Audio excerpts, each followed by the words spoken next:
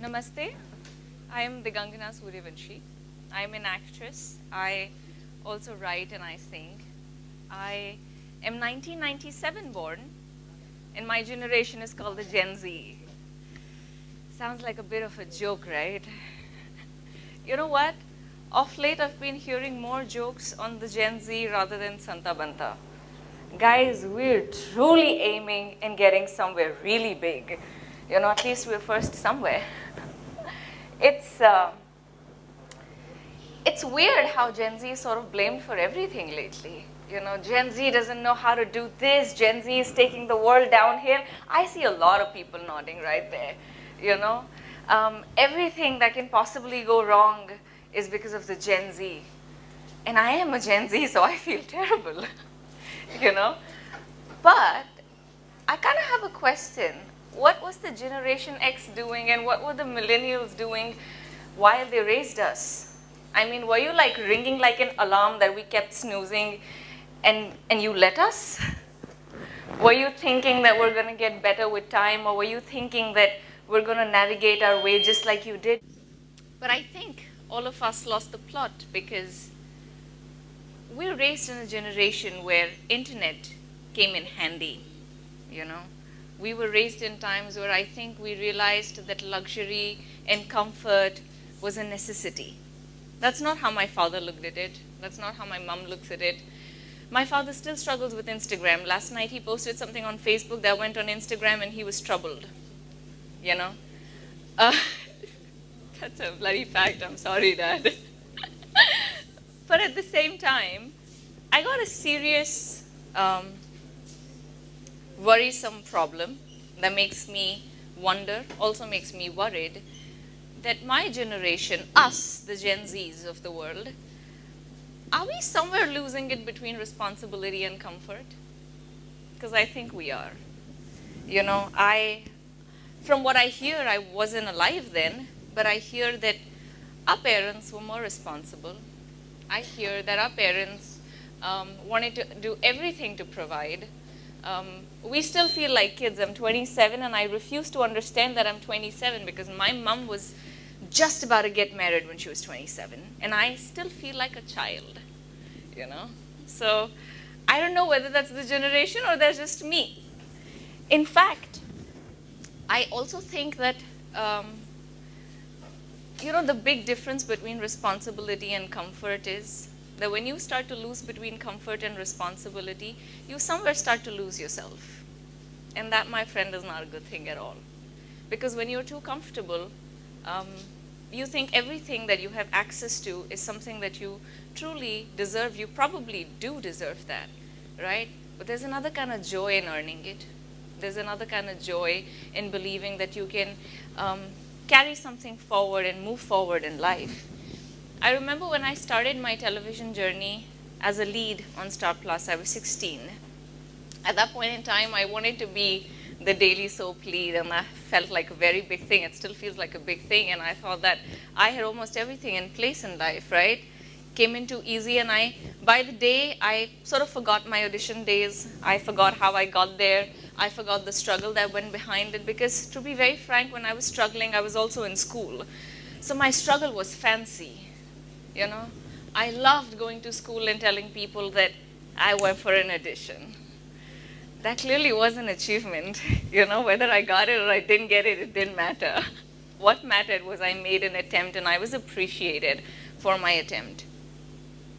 After doing television, after being a lead on Star Plus, after doing Big Boss, I thought I've reached a point where I've done fiction, non-fiction, what next? And by then, because of the conditioning and because everybody spoke so highly of films, and I looked up at films and I was like, this is the right time, let's do the transition.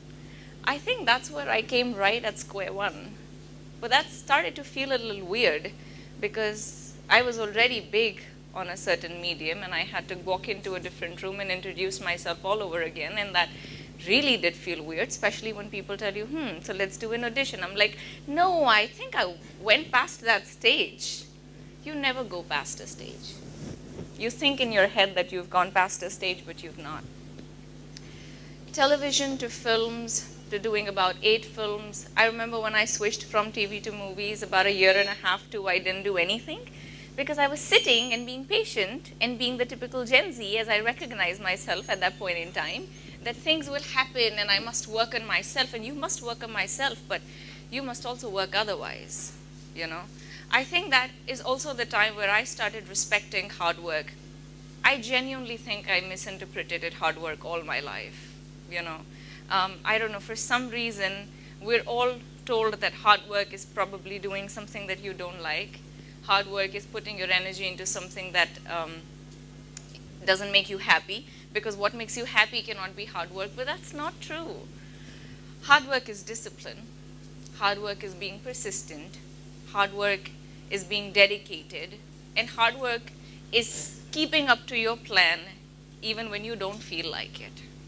You know, there are days I wake up and I think that maybe I don't want to do this anymore. Maybe I don't want to get out of bed. Maybe I don't want to work out. Maybe I don't want to keep up to a meeting. Maybe I have my periods. Maybe my back hurts. Maybe I've met with an accident. But when I give my dates for a film shoot, I don't align that with my periods. I don't align that with somebody being unwell in my family. I don't align that with me being sick or vulnerable in any possibility. There have been times I've been hit by a camera, I almost broke my foot. I was shooting in Sri Lanka. Very first day I burnt my leg by a bike silencer, and the entire unit looked at me and we thought that, are we going to stall shooting? Are we going to say that all these 100 people are going to go home and this entire schedule is a wrap because the heroine is hurt? It doesn't work like that. That's where commitment and dedication comes into the picture. There will be days that you don't feel like doing what you do. I think that's also the time I started to realize that you could be the most talented person in the room, you know. You probably deserve to be here talking and I deserve to sit there and hear, but if you're not the most hardworking person in the room, recognition doesn't follow.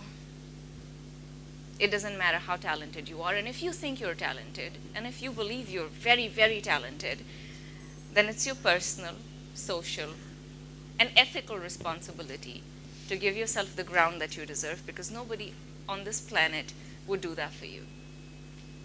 You know what? I come from an industry where nepotism as a word is very fancy. I can't just not talk about it. No, really, nepotism. They got it easy. I got a house easy. I got a car easy because I got raised in a family that could afford that. You got here easy because your parents could afford this college, right? Everybody starts with what they're given, and you can't take that away from anybody. I'm a big fan of Gita, and I love everything written in the Bhagavad Gita. And I strongly believe that karma is a cycle. I don't know if you guys have heard of prarabdha or not, but it's one of my favorite words. I think if I'm born to Mr. Neeraj Suryavanshi and Mrs. Sarita Suryavanshi, I must have done something right in my last life. I do believe we have a bigger purpose in life. I do believe that the cards that you're given, without cribbing about your cards, you still got to play. I mean, when you play cards and you have a bad card and you know it, do you stop playing? Would you just say that I got a bad card, I ain't playing? That's not how life is. And if I start to look at any other kid who's probably been raised in the film family, thinking that you had the network while I had to draw it, I first had to figure out what I really wanted to do, then make the contact, then hope that my contact works, gets me an audition, and then hope that I do the best audition and they recognize it, and also hope that I get the part and the part does well and the film does well, because that's when I get to do what I still want to do.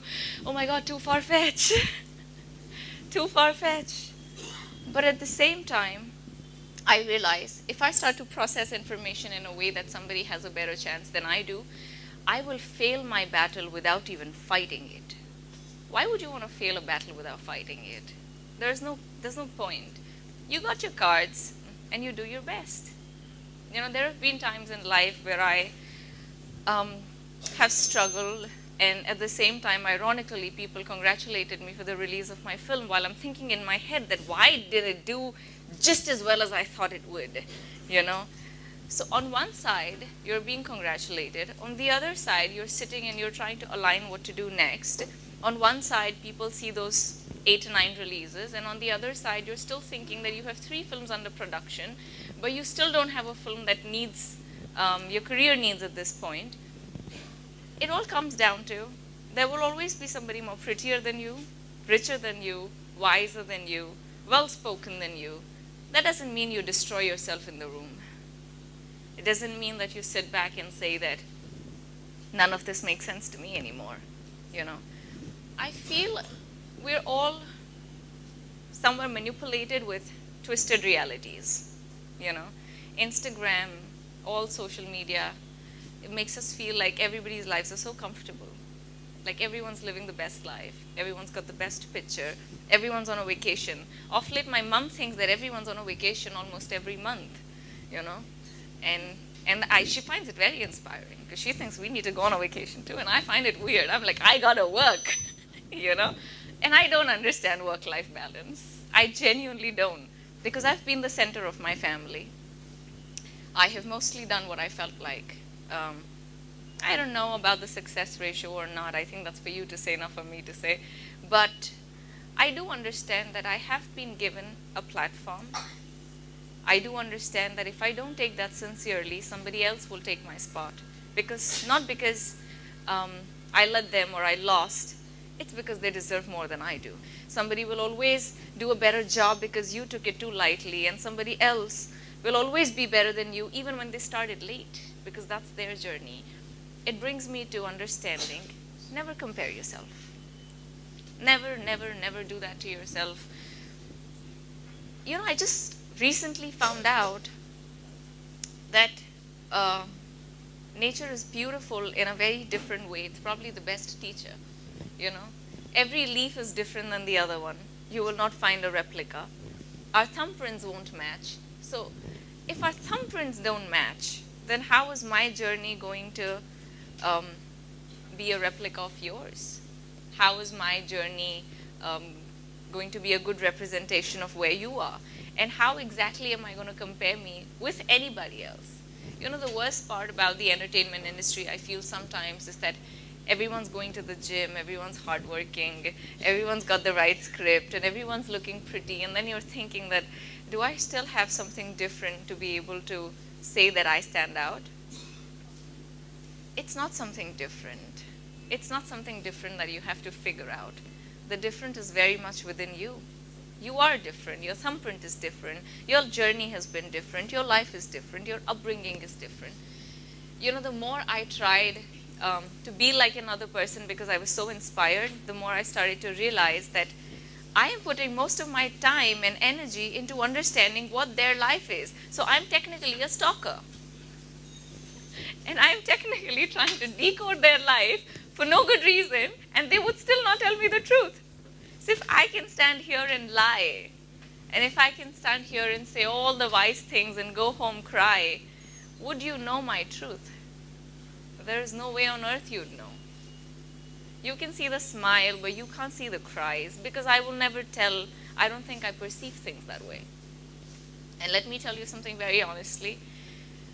We are all the same in our own different ways. Everyone's a human being. Everyone goes through their own kicks. Everybody goes through their own lows. I remember being a 10-year-old kid, going to the principal's office, looking at the juice, which was clearly not for me.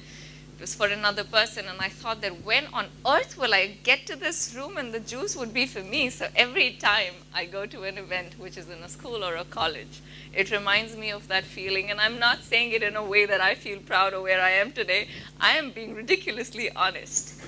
Because when you remember where you started, and you remember how you got there, it makes you humble, it makes you grateful, it also prepares you for all the other challenges that will come, because as long as you live, you will have challenges, no matter you like it or you don't.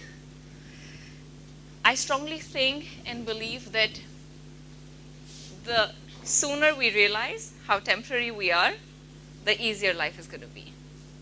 The star is going to be, the moon is going to be, the sun is still going to shine, but trust me, there will be a day none of us will be alive. And I don't mean it in a weird way, don't get me wrong. I'm not trying to tell people that we're going to die.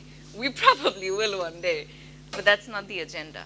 What I mean to say is, take your life sincerely, but not with a pressure that you're competing with somebody else. You're only here to do justice to your journey.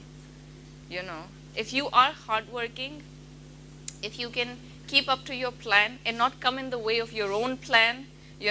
I made a plan that I got to meet somebody at 10 a.m., another at 12, another at 3. I'm going to have my lunch in the car. And now in the morning, I don't feel like it because I'm probably sick. What do? Do I keep up to my plan, or do I just put my head down and say that I'm an actor, I can reschedule? It doesn't work like that. It's unprofessional. It's very, very unprofessional. Even the days where you don't feel like doing what you're doing, you need to decide that this is what you chose for yourself. So you keep doing that. I finished my MBA in finance because my dad didn't want an illiterate daughter. He always told me that you could do what you want, but please finish your education. It's important. I'm not trying to say that I did this or you could, or I did it and wow, I did it. I'm just trying to say hard work is a little bit of a nudge when you don't feel like doing things. When you're alone and nobody's watching and nobody's giving you a trophy and nobody's making you feel like you are the best thing on the face of this earth, you got to tell that to yourself and keep going. I would wind up saying that we're all temporary. Everything's going to come and go. But before you're gone, while you put that work in the work, I hope you enjoy that. Because you really don't know how much time we got.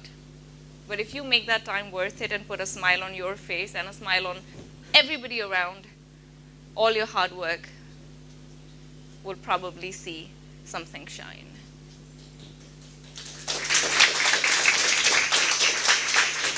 Also, I just have to say, rather admit, I don't really write my speeches. I'm very uncomfortable writing because I really don't know what I would be feeling in that moment.